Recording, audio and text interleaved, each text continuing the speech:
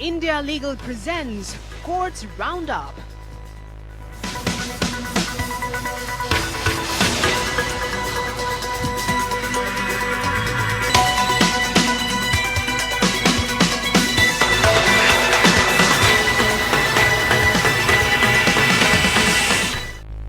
नमस्कार, आप देख रहे हैं हमारी खास पेशकश कोर्ट्स राउंड अप। मैं हूं आपके साथ रेशु त्यागी। इस बुलेटिन में अगले आधे घंटे हम आपको कोर्ट से जुड़ी तमाम छोटी बड़ी खबरों से रूबरू करवाएंगे।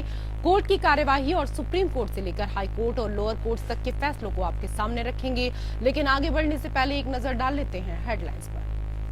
कार्यक्रम के प्रायोजक है डॉक्टर ऑर्थो आयुर्वेदिक ऑयल और कैप्सूल। अब दर्द भी घुटने टेकेगा।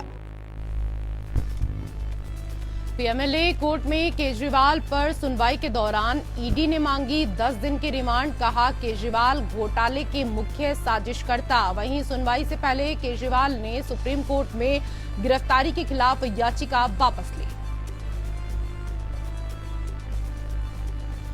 इलाहाबाद हाई कोर्ट ने UP board of Madrasa education act को किया रद्द। कहा एक्ट है असंवैधानिक।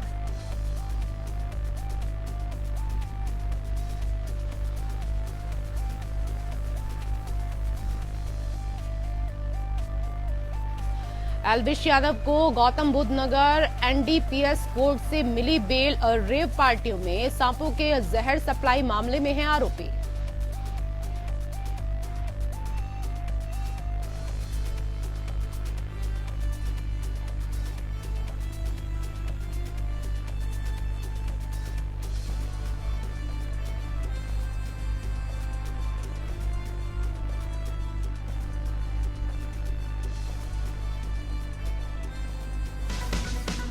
India Legal presents Courts Roundup.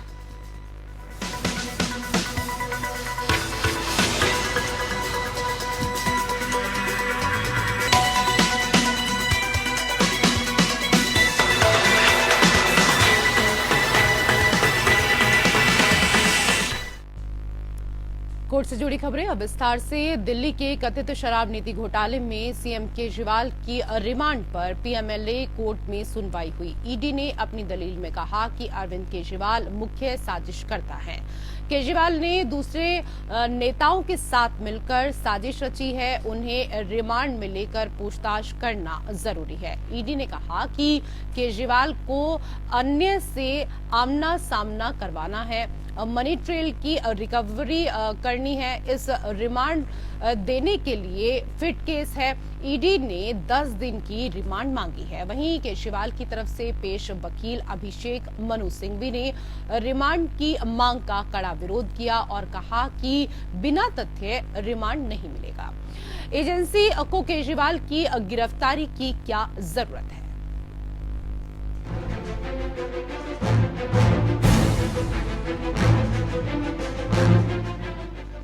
कथित शराब नीति घोटाले पर दिल्ली के सीएम अरविंद केजरीवाल के रिमांड पर ईडी की मांग थी कि जिस पर एमएलए कोर्ट ने सुनवाई की। वहीं सुनवाई के लिए जाते हुए केजरीवाल ने कहा कि मेरा जीवन देश के लिए समर्पित है। मेरा जीवन देश के लिए समर्पित है, और चाहे अंदर हो या बाहर। मेरा जीवन देश के लिए समर्पित है, और चाहे अंदर हो या बाहर। मेरा जीवन देश के लिए समर्पित है, और चाहे अंदर हो या बाहर। Additional solicitor general SV Raju ने कोर्ट को बताया कि दिल्ली के मुख्यमंत्री शराब व्यापारियों से रिश्वत मांगने के मुख्य साजिशकर्ता है। केजरीवाल ने दूसरे नेताओं के साथ मिलकर साजिश रची। केजरीवाल शराब नीति की कार्यान्वयन में सीधे रूप से शामिल थे। पीएमएलए के तहत इस पूरे मामले में उन पर कई आरोप है। ईडी ने कहा कि एक्सपर्ट कमेटी जिसका काम शराब नीति के लिए राय लेने का था, उसने कोई काम नहीं किया। मनीष सिसोदिया ने भी मामले में मुख्य भूमिका निभाई। सिसोदिया की जमानत सुप्रीम कोर्ट ने खारिज कर दी। विजय नायर केजरीवाल के लिए काम कर रहा था। वह आम आदमी पार्टी और साउथ ग्रुप के बीच बिचौलिए का काम कर रहा था। इतना ही नहीं, मनीष सिसोदिया ने विजय नायर को केजरीवाल के घर बुलाया और शराब नीति से जुड़े दस्तावेज दिए। एस राजू ने कहा कि विजय नायर साउथ ग्रुप और केजरीवाल के साथ के कविता के लिए मिडिल मैन और उनके लिए काम कर रहा था। ईडी ने कहा कि केजरीवाल ने साउथ ग्रुप से किकबैक लेने के लिए उनके हिसाब से शराब पॉलिसी में बदलाव किए। एएसजी ने कहा कि अरविंद केजरीवाल ने एहसान के बदले साउथ ग्रुप से रिश्वत की मांग की। इस बात की पुष्टि बयानों से होती है। केजरीवाल सीधे तौर पर नीति निर्माण में शामिल थे। केजरीवाल गोवा चुनाव अभियान के साथ साथ अपराध की आय के प्रबंधन में भी शामिल थे। केजरीवाल पार्टी के मुखिया है। एएसजी राजू ने राघव मुंगटा के बयान का हवाला दिया कि केजरीवाल चुनाव के लिए 100 करोड़ की फंडिंग चाहते थे। मुंगटा पिता पुत्र दोनों ने इस बयान की तस्दीक की है। वह मामले में सरकारी गवाह बन चुके सारथ रेड्डी का बयान है कि केजरीवाल चाहते थे कि उनके पिता दिल्ली में शराब कारोबार का चेहरा बने।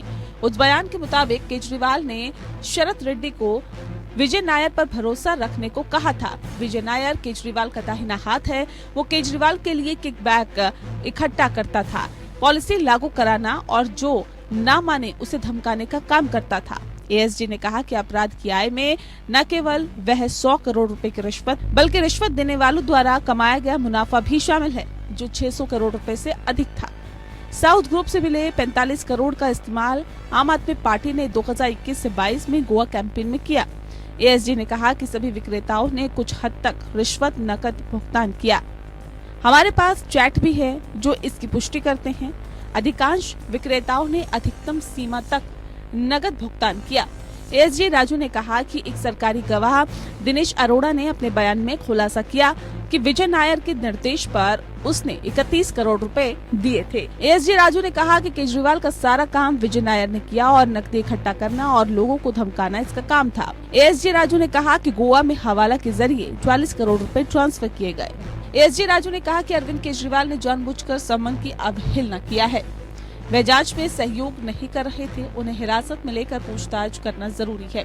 इसके बाद केजरीवाल की ओर से वकील अभिषेक मनु सिंघवी ने दलील दी।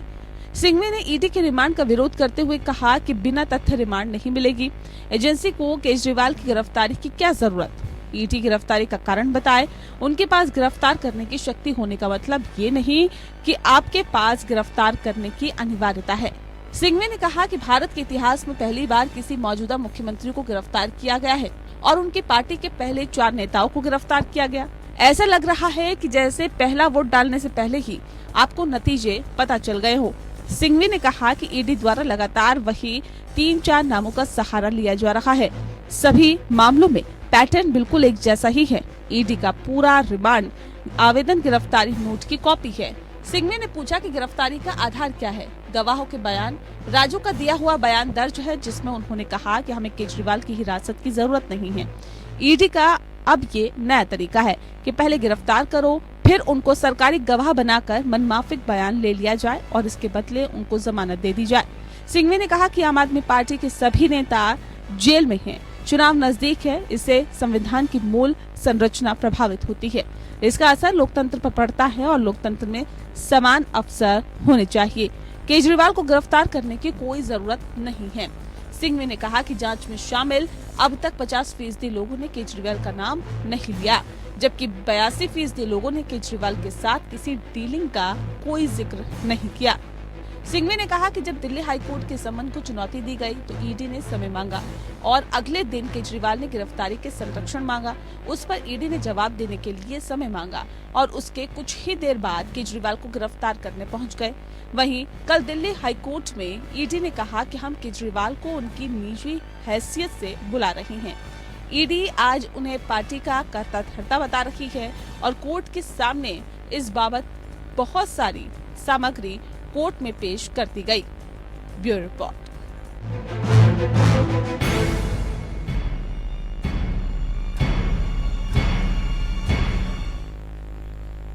और उधर सुप्रीम कोर्ट की फटकार के बाद तमिलनाडु गवर्नर आरएन रवि के पोनमुडी को मंत्री पद की शपथ दिलाने के लिए सहमत हो गए हैं। पोनमुडी को राज्य मंत्रिमंडल में मंत्री के रूप में फिर से शामिल करने से इनकार करने पर तमिलनाडु के राज्यपाल आरएन रवि को सुप्रीम कोर्ट ने फटकार लगाई थी। राज्यपाल के आचरण पर गंभीर चिंता व्यक्त करते हुए कोर्ट ने उन्हें 24 घंटे के भीतर निर्णय लेने का निर्देश दिया था।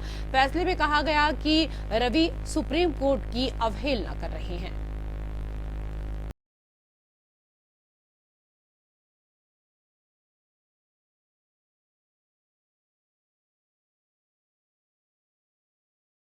Governor RN. रवि के सुप्रीम कोर्ट का आदेश नहीं मानने से जुड़े मामले में सुनवाई हुई। Tamil Nadu governor RN. रवि ने सुप्रीम कोर्ट को सूचित किया कि उन्होंने विधायक के पोनमुडी को राज्य कैबिनेट मंत्री के रूप में शपथ लेने के लिए आमंत्रित किया है। अटॉर्नी जनरल आर वेंकटरमनी ने सीजेआई चंद्रचूड़ की अगुवाई वाली पीठ को बताया कि गवर्नर ने बता दिया कि उनका न्यायालय की अवहेलना करने का कोई इरादा नहीं था। अटॉर्नी जनरल ने प्रस्तुत किया कि गवर्नर के अनुसार उन्होंने इस मुद्दे पर केवल सुप्रीम कोर्ट के कुछ निर्णयों के आधार पर निर्णय लिया। उन्होंने कहा, राज्यपाल ये बताना चाहते हैं कि माननीय न्यायालय के किसी भी आदेश की अवहेलना करने का उनका इरादा बिल्कुल भी नहीं था। न्यायालय के कुछ निर्णयों और कुछ समझ के आधार पर उन्होंने एक विचार रखा। तमिलनाडु राज्य के सीनियर एडवोकेट पी विल्सन ने कहा कि संवैधानिक नैतिकता की आवश्यकता वाले मामलों में सुप्रीम कोर्ट के हस्तक्षेप से संसदीय लोकतंत्र को बचाए रखने में मदद मिलती है। संसदीय लोकतंत्र आपके प्रभुत्व के कारण जीवित है। कोर्ट ने विधायक के पोनमुडी को सुप्रीम कोर्ट द्वारा दोषी ठहराए जाने के बाद भी मंत्री के रूप में फिर से शामिल करने से इनकार करने पर तमिलनाडु के राज्यपाल आर.एन. रवि पर नाराजगी व्यक्त की थी। अटॉर्नी जनरल आर वेंकटरमनी को संबोधित करते हुए चीफ जस्टिस डी.वाई. चंद्रचूड़ ने कहा, मिस्टर अटॉर्नी जनरल, आपके गवर्नर क्या कर रहे हैं? सुप्रीम कोर्ट ने सजा पर रोक लगा दी है और गवर्नर का कहना है कि वो उन्हें शपथ नहीं दिलाएंगे। हमें कुछ गंभीर टिप्पणियां करनी होंगी। कृपया अपने गवर्नर को बताएं। हम इस पर गंभीरता से विचार करने जा रहे हैं। सीजेआई ने अटॉर्नी जनरल से पूछा, गवर्नर ये कैसे कह सकते हैं कि सुप्रीम कोर्ट द्वारा उनकी सजा पर रोक लगाने के बाद मंत्री के रूप में उनका दोबारा शामिल होना संवैधानिक नैतिकता के खिलाफ होगा? CJI D.Y.. Chandrachud, justice JB. Pardiwala और जस्टिस मनोज मिश्रा की पीठ तमिलनाडु सरकार द्वारा दायर आवेदन पर सुनवाई कर रही थी, जिसमें पोनमुडी को मंत्री के रूप में फिर से नियुक्त करने के लिए मुख्यमंत्री द्वारा की गई सिफारिश को स्वीकार करने के लिए राज्यपाल को निर्देश देने की मांग की गई थी। Bureau report. सुप्रीम कोर्ट ने भारत राष्ट्र समिति या बीआरएस की नेता के कविता को कोई तत्काल राहत देने से इनकार कर दिया है, जिन्हें हाल ही में ईडी ने दिल्ली आबकारी नीति मामले से जुड़े मनी लॉन्ड्रिंग मामले में गिरफ्तार किया था। न्यायमूर्ति संजीव खन्ना, न्यायमूर्ति एम सुंदरेश और न्यायमूर्ति बेला एम त्रिवेदी की विशेष पीठ ने कहा कि उनको जमानत के लिए निचली अदालत का रुख करना होगा कि कविता को अदालत ने धनशोधन निवारण अधिनियम या पीएमएलए के प्रावधान के खिलाफ कविता की चुनौती में नोटिस जारी किया और मामले को विजय मदनलाल फैसले की समीक्षा की मांग करने वाली याचिकाओं के साथ जोड़ दिया। कविता के खिलाफ मामले के गुण दोष पर कुछ भी कहने से इनकार करते हुए अदालत ने निर्देश दिया कि उसकी जमानत याचिका पर जल्द फैसला किया जाए। ईडी द्वारा गिरफ्तारी के तुरंत बाद कविता ने अपनी गिरफ्तारी के खिलाफ सुप्रीम कोर्ट का रुख किया था। दिल्ली की एक अदालत ने 16 मार्च को उन्हें एक सप्ताह के लिए ईडी की हिरासत में भेज दिया था। ईडी की एक टीम द्वारा परिसर की तलाशी लेने और उससे पूछताछ करने के कुछ घंटों बाद कविता को 15 मार्च को हैदराबाद से गिरफ्तार किया गया था। आज सुनवाई के दौरान सिब्बल ने शुरू में ही अदालत से अनुरोध किया कि उन्हें पहले उच्च न्यायालय जाने के लिए नहीं कहा जाए। सिब्बल ने झारखंड के पूर्व मुख्यमंत्री हेमंत सोरेन के मामले का भी जिक्र किया, जिन्हें हाल ही में ईडी ने मनी लॉन्ड्रिंग मामले में गिरफ्तार किया था। अदालत ने कहा कि वो कविता की याचिका पर सीधे इसलिए विचार नहीं कर सकती क्योंकि वो एक राजनीतिक व्यक्ति हैं।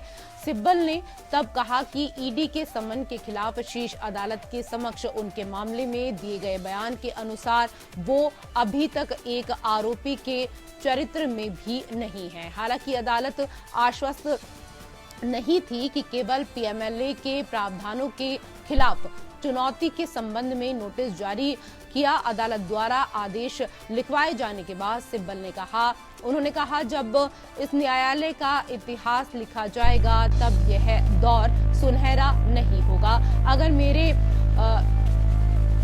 मेरी बात कहने में कोई आपत्ति नहीं है। ईडी ने दावा किया कि कविता शराब व्यापारियों की एक साउथ ग्रुप लॉबी से जुड़ी थी जो 2021-22 के लिए अब रद्द की गई। दिल्ली आबकारी नीति के तहत एक बड़ी भूमिका निभाने की कोशिश कर रही थी। यह आरोप लगाया गया है कि मामले के आरोपियों में से एक विजय नायर ने दक्षिण समूह से आम आदमी पार्टी आप के नेताओं की ओर से कम 100 करोड़ रुपए की रिश्वत ली, जो कथित तौर पर शरत रेड्डी के कविता और श्री निवासुलु रेड्डी द्वारा नियंत्रित है।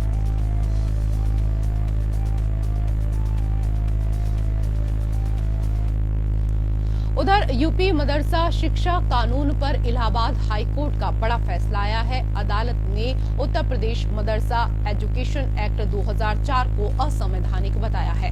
बेंच ने कहा कि ये कानून धर्मनिरपेक्षता का उल्लंघन करता है। हालांकि बोर्ड सदस्यों ने कहा कि वो डिटेल जजमेंट का इंतजार कर रहे हैं, उसके बाद जरूरत पड़ी तो सुप्रीम कोर्ट जाएंगे, तब अंतिम फैसला होगा कि ये कानून लागू रहेगा या नहीं। आखिर इस कानून में ऐसा क्या है? यहाँ बताया गया कि यूपी में मदरसा बोर्ड एक्ट की जरूरत क्यों पड़ी। ये कानून मदरसा बोर्ड को कौन कौन सी शक्तियां देता है। यह कानून उत्तर प्रदेश राज्य में मदरसा शिक्षा बोर्ड की स्थापना के लिए बनाया गया था। एक्ट में कहा गया कि शिक्षा संहिता के पैरा 55 में यूपी के अरबी फारसी परीक्षाओं के रजिस्ट्रार को राज्य में अरबी फारसी मदरसों को मान्यता देने और उनकी परीक्षाएं आयोजित करने का अधिकार दिया गया था। पहले इन मदरसों का प्रबंधन शिक्षा विभाग करता था, लेकिन 1995 में अल्पसंख्यक कल्याण और वक्फ विभाग का गठन हुआ।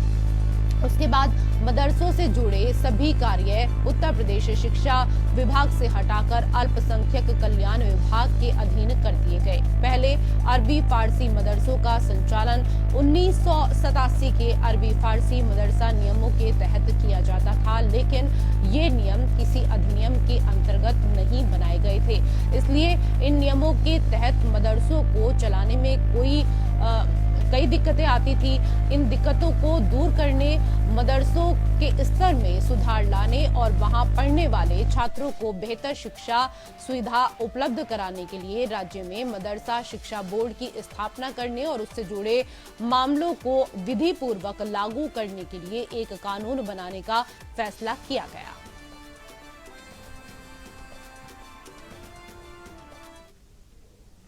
उधर एल्विश यादव को गौतम बुद्ध नगर जिला कोर्ट से जमानत मिल गई है। एल्विश यादव बीते रविवार को जेल गए थे।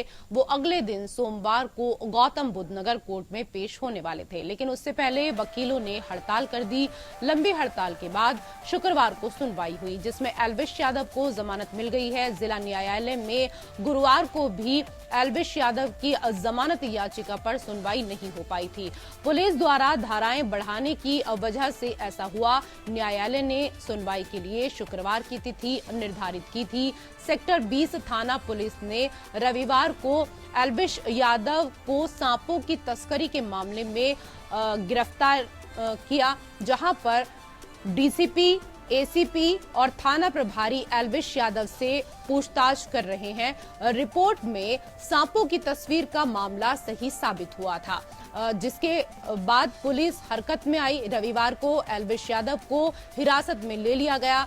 रेव पार्टी मामले में एल्विश यादव को गिरफ्तार कर लिया गया। सेक्टर 20 थाना पुलिस एल्विश यादव से पूछताछ की। बीजेपी सांसद मेनका गांधी की संस्था पीपल फॉर एनिमल के एनिमल वेलफेयर ने एफआईआर कराई थी। इस पर कार्रवाई करते हुए पुलिस ने सेक्टर 49 इलाके में रेड की थी। इस कार्रवाई के दौरान 5 आरोपी पकड़े गए थे। पुलिस को मौके से 20 मिलीमीटर स्नेक वेनम और 9 जहरीले सांप मिले थे। उनमें 5 कोबरा, 1 अजगर, 2 दोमुहा सांप और 1 और स्नेक शामिल था। आरोपियों ने पूछताछ में बताया कि एल्विश यादव की पार्टी में वो सांप और जहर की सप्लाई किया करते थे। उसके बाद अब सेक्टर 49 कोतवाली पुलिस ने एल्विश के खिलाफ भी एफआईआर दर्ज कर ली थी।